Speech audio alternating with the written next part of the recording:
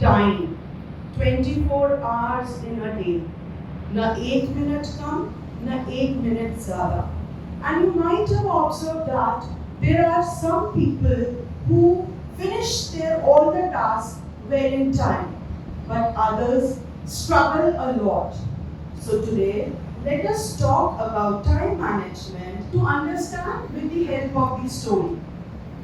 Once, a professor of philosophy, he took out a transparent jar in front of the students. Then he set big stones into it.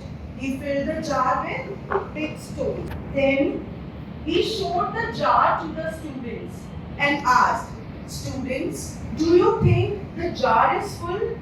Students said, "Yes, sir, it is full." Then he took out some pebbles. Pebbles mean small stones. And he started pouring the pebbles into the jar. He asked again, "Students, do you think it is full now?"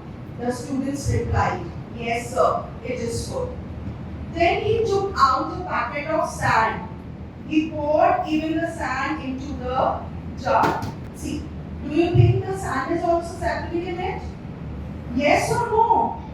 Yes, it is settling. Then he said, "Students, this jar represents our life. This is our life." Big stones which he poured into the jar represent the important task which we should give first priority to. Find life, your school, homework, your worksheets, revisions, your family, and along with family, your health. Pebbles represents leisure activity.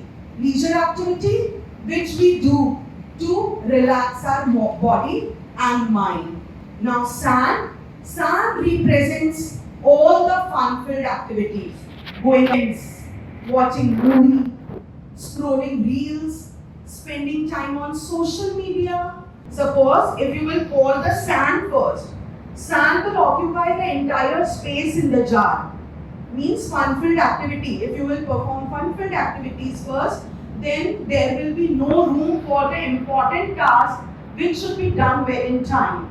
So it is very much important for all of us to set priorities, because fun-filled activities anyhow, all these activities will occupy in 24 hours.